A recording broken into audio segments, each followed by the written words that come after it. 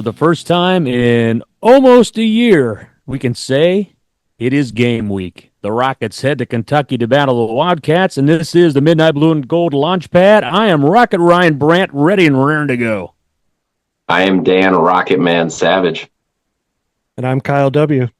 That's Kyle W. Smith, engineer, producer extraordinaire to you and me. Now, Pat, PJ Spiller, he has family commitments tonight. And Big Nate, we know where he is. MIA. He's MIA. So, anyway, it's finally game week, guys. How fired up are you?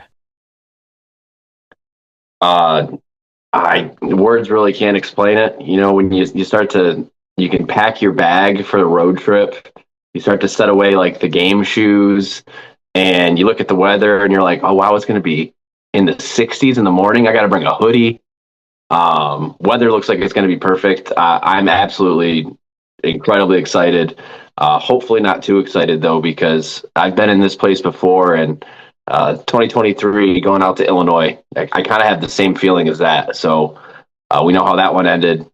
We're very close. That's right. We should have won it, but it just came down to the end there, and that miracle completion on fourth and 14 or something stupid. Yep.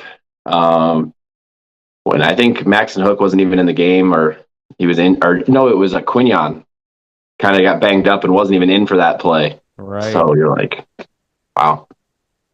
So before we get to that though, we Maxon and Quinion, we got some news on rosters, NFL news, and the disappointing news today: Maxon Hook released by the Eagles, but the good news is they plan to get him on that practice squad.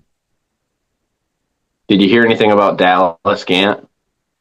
Did not yet. So who knows? I know that I saw some predictions today, and Lance Dixon, another former Rocket, and Dallas Gant were looking to be released and put on the practice squad as well. So we'll that's not official yet though. But Maxon, had a good game last time from what I understand. So I kind of figured this is what was going to happen, and maybe an injury that happens, which is it happens a lot. Brings him back up to the 53, but with that third game, he had I think 6 tackles and led the team, which I thought was promising. So I could see him sticking around in Philly for sure, which is a great team. Right. And I noticed that you can actually buy his jersey online, number 37 Maxon Hook jersey. I looked it up, and might be a collector's item. Once he sticks with the team, and you can say you had it when he was on the practice squad. Yeah, that's a tough DB room to crack.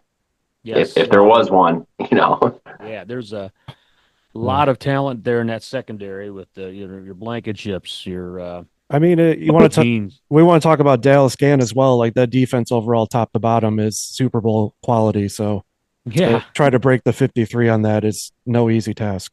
Exactly, and it'll be interesting to see what transpires here over the next couple of days. I know tomorrow is the cut down day. I'm going to get the rosters down to 53 man, and you know what? I mean, when somebody goes to the practice squad, they can be picked up by any other team. So, and placed on their 53 man roster, from what I understand. Yeah, I also saw Deontay Johnson with the Giants had a great preseason, and there wasn't a ton of production from Darius Alexander, but I'm kind of wondering, if you get him in the first pick of the third round, you're kind of penciling him in as a starter or a rotation piece, and so you're just trying to keep him healthy.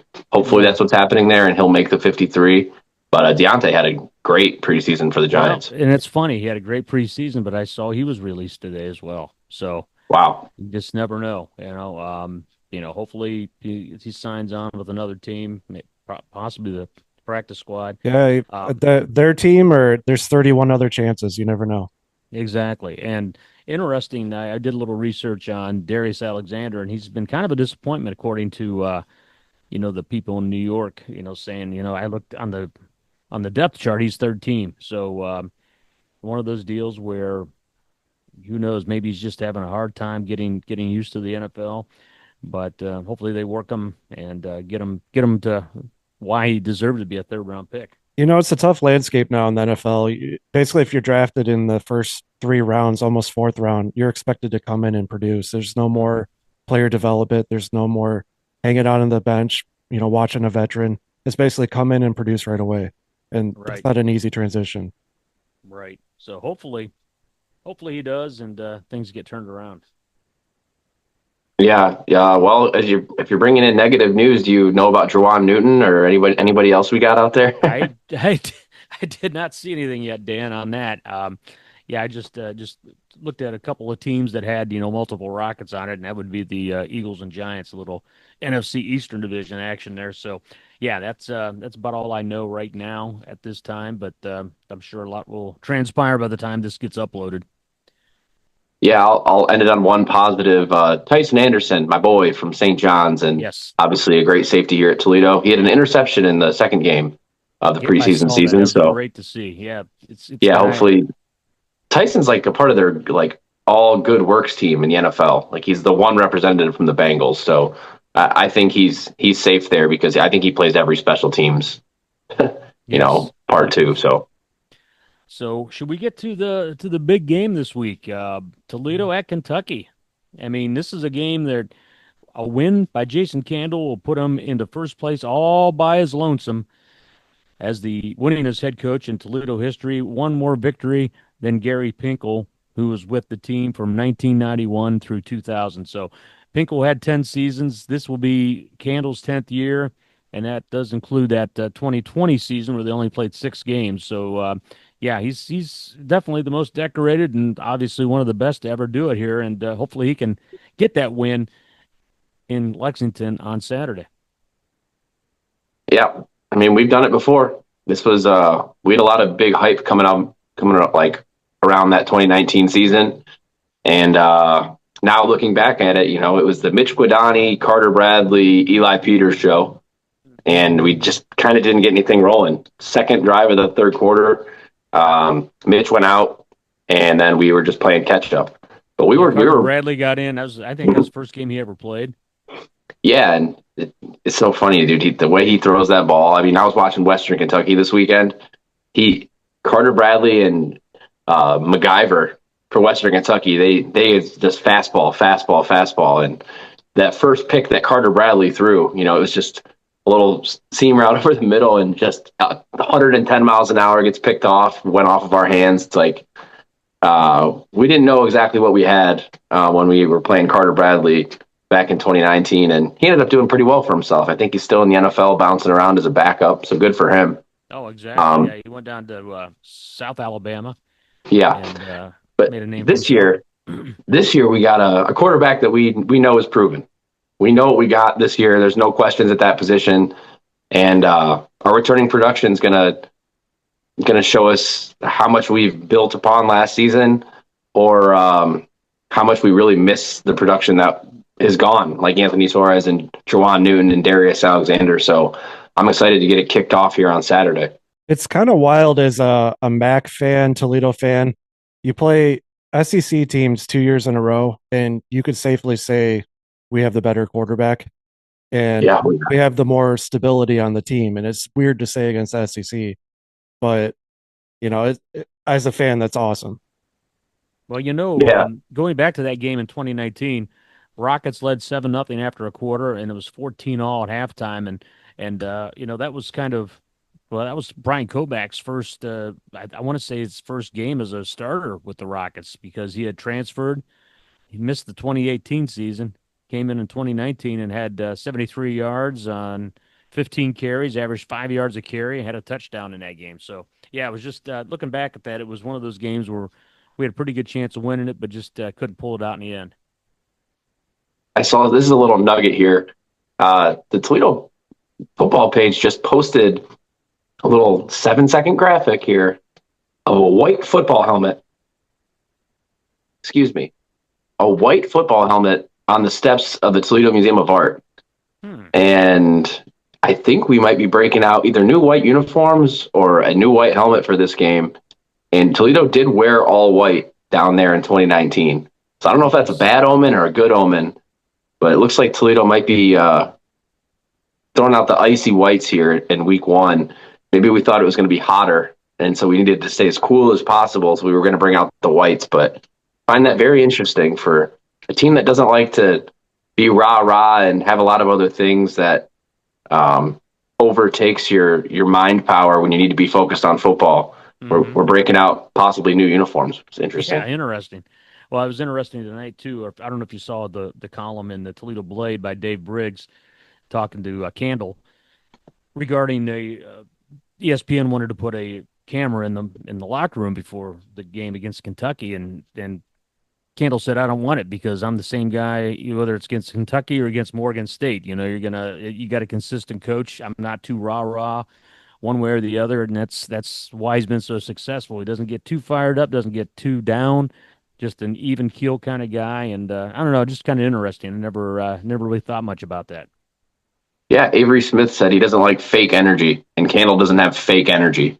Right, So right. That's cool. That's good to hear. So yeah, this going into this game down in Lexington, last year the Rockets were 8-5 overall, 4-4 in the MAC, and of course they have a two-game winning streak against so-called Power Four conference teams. In fact, if they win on Saturday against Kentucky, the Rockets will be 2-1 in the last three games against the SEC. Kentucky last year 4-8 overall, 1-7 in the SEC. So it's one of those deals where who knows, Rockets could come in there and just lay the lumber like they did against Mississippi State.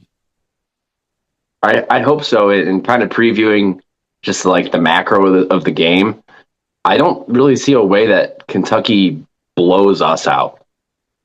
I feel like if there's going to be a team that wins by 2 or 3 touchdowns, it's us, Hmm. and that's a good feeling when you're playing the so-called big boys over in the SEC. And as I kind of go through their roster, they are indeed big boys. This is a legit team. This is not Mississippi State from last year. Now we'll see if they can put it all together because Kentucky returned 63% of their production on defense and only 59% on offense. Hmm. And two of the returning pieces on offense are offensive linemen. So they're going to have to rebuild an O line. They just waited until this weekend to name their starting quarterback, and that's Wow. the big fellow that you saw in person, Kyle, Zach Calzada. Correct. Yep. But Cutter Boley, I guess, was outperforming him in camp. And if you're not going to name the sixth-year transfer senior quarterback the starter when you paid him, I don't know, $1 million or whatever, that kind of leads me to believe that they don't have a quarterback at all, and you're just playing the guy you paid. So we'll see how that comes into fruition. I know Calzada in interviews has said he's cool with just being a game manager. So he doesn't have to be the reason they win. He just has to be the reason that they don't lose. Um, so I can't foresee them testing us much through the air, but I'm going to go through their roster here and give you a little bit of tidbit on kind of what we're looking at. Obviously, Calzada at quarterback. Running back will be Dowdell and Seth McGowan. They had a guy that played a little bit last year in front of Trainum as a freshman, and he's fallen back to fourth on the depth chart. I So believe that's I believe Trainum broke his hand early on. Like he missed a few games last year.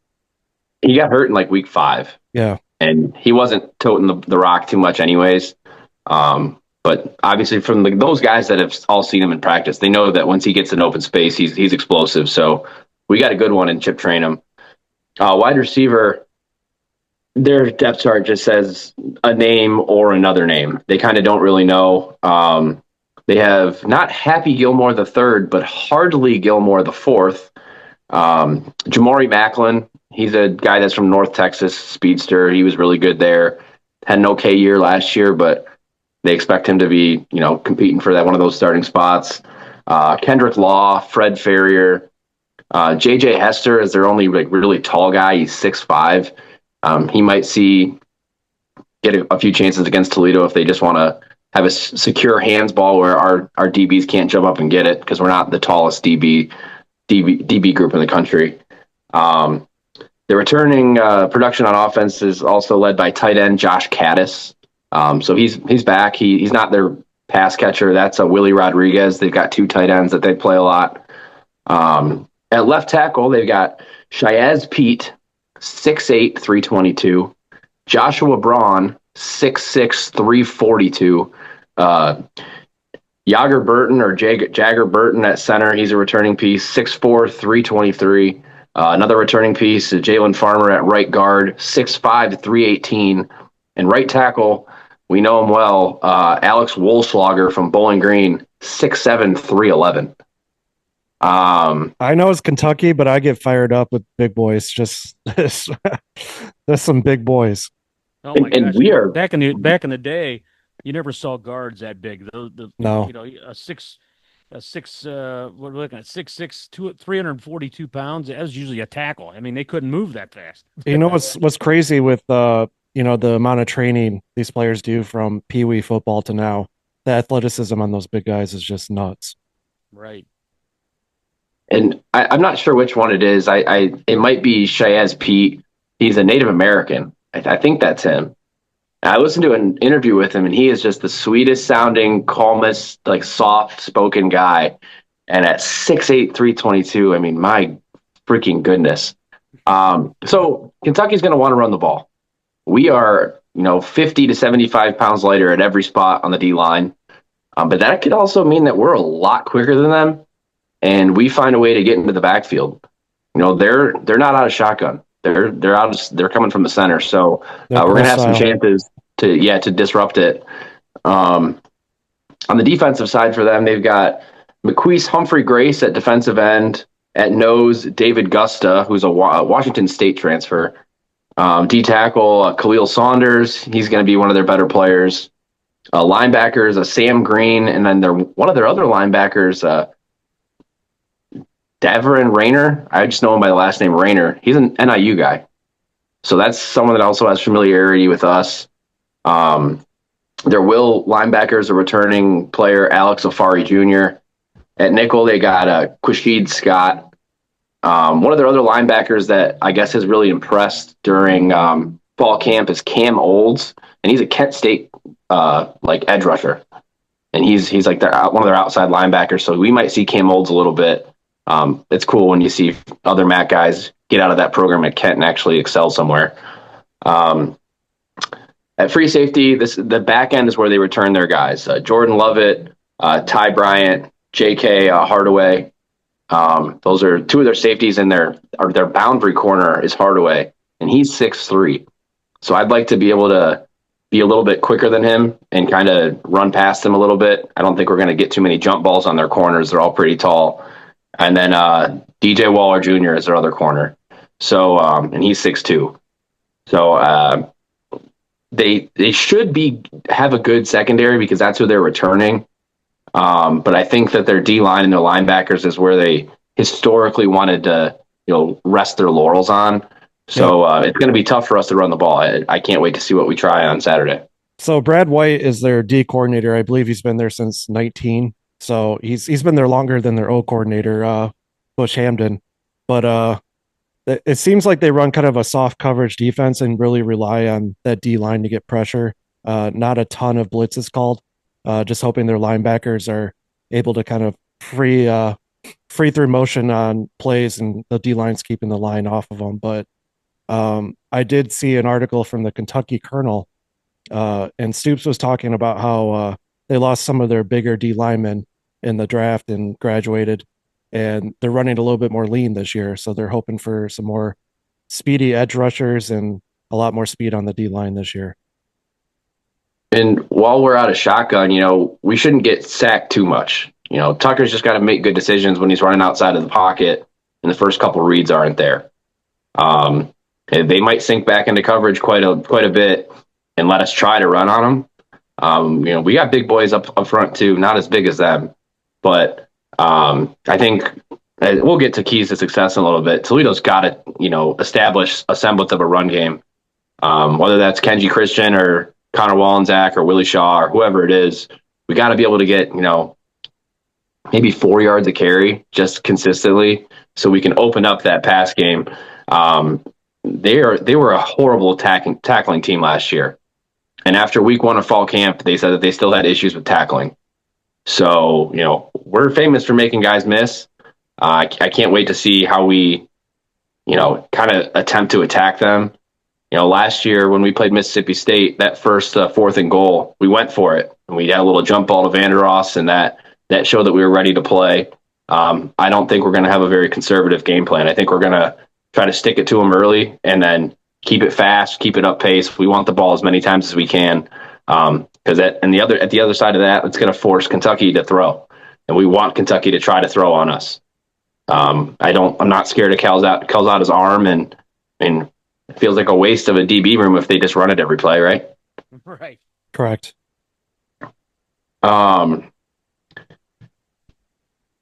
Like I said, out of camp, their news has been very sporadic. They kind of have been holding things close to the chest, very similar to what Jason Candle does. I think Stoops kind of wants to let the boys do all the talking on the field, and I appreciate that. Stoops has been there for 13, 14 years. He's had a little bit of turnover with his staff lately, but this Kentucky team, you play a team within a 6-7 hour radius of Toledo, they're not going to overlook us. They know that we're one of the premier G5 guys. We beat them a ton for recruits. Now, it's not their high profile recruits, but a guy that comes out of Ohio State's a 4-star, big name transfer portal guy, goes there, and we got him. Now he's a 3-star. But they know that Chip Trainum's, he's not 3-star quality. That dude's a beast. So we'll see. I expect a really good game. I don't expect to sell out. I want to keep this crowd freaking totally out of it. They weren't that loud or anything last time we played them, but they were more defensive led last time we played them, and we still put up 24 points. And if you remember correctly, that was the worst team that Candles had. So right. I mean, that was the year that we beat BYU, but then just went down the old toilet. Yeah, and that had a lot to do with quarterback consistency, and we loved Shaquille and Bryant, but they were younger then. They were only a redshirt freshman and a sophomore, so we got a lot more experience this year. Do you guys have any keys to success for Toledo? I know I kind of just went through a few that may be big ones, but I agree with you. I agree with you, Dan. Go ahead, Kyle. Okay, yeah, we touched a little bit earlier on Kentucky's offense, but they do run like a pro style. They love to run the ball between the tackles. They like to spread the field with some jet sweeps. They're going to rely on some short passes to get some confidence going. I just think it's everybody stay home, do your jobs. The D linemen are going to be crucial in this game. D tackles need to hold their own. D ends need to stay home, read the plays, basically bust up that line of scrimmage. And like Dan said, force them to pass. Offense, I think, we just build on what we were doing last year. Let's get the run game going. That was non-existent last year, and really show them, what Toledo run game is about. But I know with Tucker, we'll have some big plays for sure with Vandeross and whoever else is going to step up on week 1. Yeah, I like that a lot. I think on the defensive side of the ball, for me, it's we're not going to be able to stop them for 0 yards on the ground every play. You just got to be able to tackle. And our linebackers have to show that we're not going to let anything get behind them. So that's Dappolonia's job. I hope he's got 10 tackles and no missed tackles this week. We got to wrap up and bring him to the ground. And Toledo was pretty good on not giving up explosives last year. I think the defense is really well coached, and they know how to prevent that. So Emmanuel McNeil-Warren, he might kind of have to turn into a little bit of what Max and Hook was last year. If you see something on the edge that's maybe there's a corner's being tested, you be right there and you be the second guy to tackle him and bring him down a couple yards short of the sticks. Another big one for me is, obviously establishing that run game. We're probably still going to slant, 60-40, 70-30 through the air. But if you can't run effectively, they're going to drop those veteran safeties and corners in coverage. And then what are we doing? Because as of right now, I think our tight end room is, going to mold itself into a big part of our offense like it usually does. But we don't know what we have at tight end right now. So I can't say let's go out and use our tight ends, and that's my key to the game. But Kentucky's might want to force that hand. So just be solid on the ground for sure. And then a big one, I think, is special teams. Special teams can lead to turnovers. It can lead to field position. We've got a great kicker. We've got a great punter. We've got a great punt returner. I don't know who our kick returner is going to be this year, so that'll be kind of fun to see if we win the toss and we want the ball first. But just beat them kicking. They have a freshman kicker, so he's going to have those first game jitters.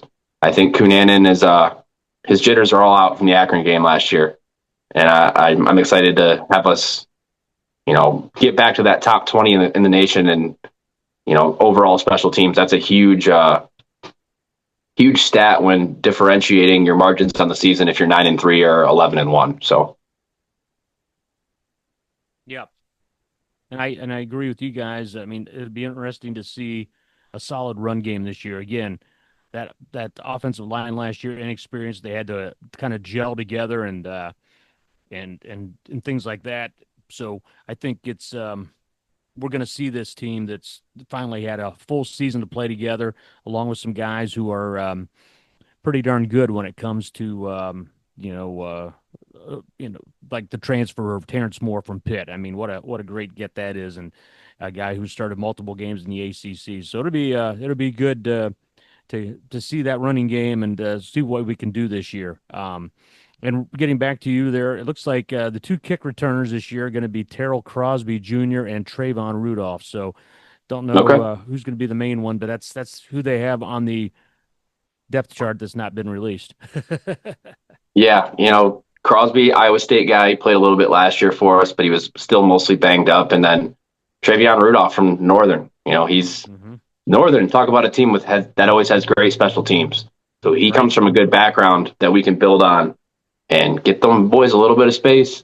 Start field position at the 40-yard line opposed to the 25, and that'll do us wonders. Right. Right. So is it prediction time? Is it time to move on to that part of the program? I believe so, and I mean, we don't have Nate, so we'll get his for the graphic later on. But we do have Pat's. What does Pat think gonna happen? He said Toledo 31, Kentucky 17. Rockets by 14 points. He's coming out all guns a blazing.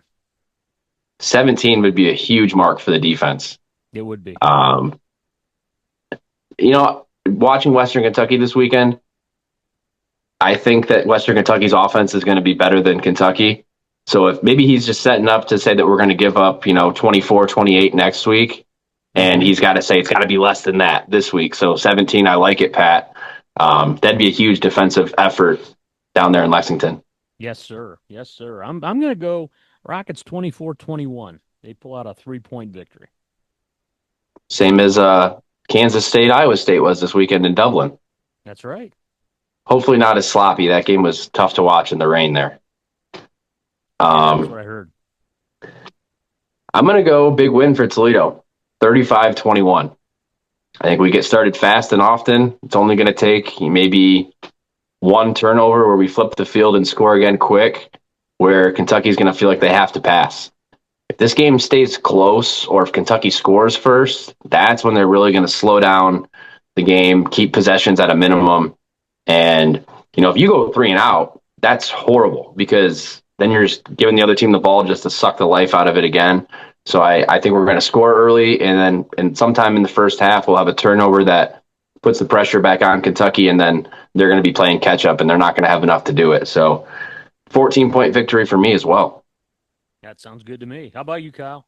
Man, I actually have a good feeling about this game overall, but I'm going to stick with my preseason prediction and Toledo loss. It's going to be a close one. I'm going to say 28-31. Ooh. And, I would accept a game like that. It shows that, maybe Kentucky is closer to that 5-6 win team, and our offense can still score on anybody. And if that happens and we do lose, I'll actually probably feel a little bit better about Western Kentucky. That we've been kicked in the rear once. We're not going to let it happen again. I start holding my breath and sitting on my hands when we're undefeated for multiple Yeah. weeks. I mean, public service announcement. Don't freak out. Yeah, Kentucky's going to score. They're going to have some points on the board. If we lose a close one, it's not the end of the world. We still got a full season in front of us. So yeah. like I said, I do have a good feeling about this. I hope I'm wrong. I hope you guys are right, but Yes. we'll see how it goes. All Yeah, right. well, Well, I'm ready to rip up your preseason predictions right away on Sunday morning. Well, we'll see. Just blast me on X. there you go. That's fine. I'd do that anyways.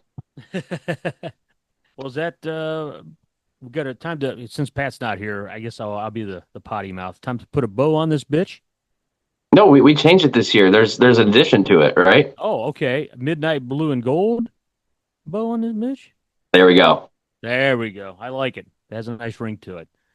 Well, on behalf of engineer producer extraordinaire Kyle W. Smith, the missing Big Nate, Texas Nate Kresge from all the way down the Lone Star State, and Pat Gillick, aka PJ Spiller, I'm Rocket Ryan Brandt. I'm Dan Rocket Man Savage. Have a good night, everybody. Go Rockets. TOL. EDO.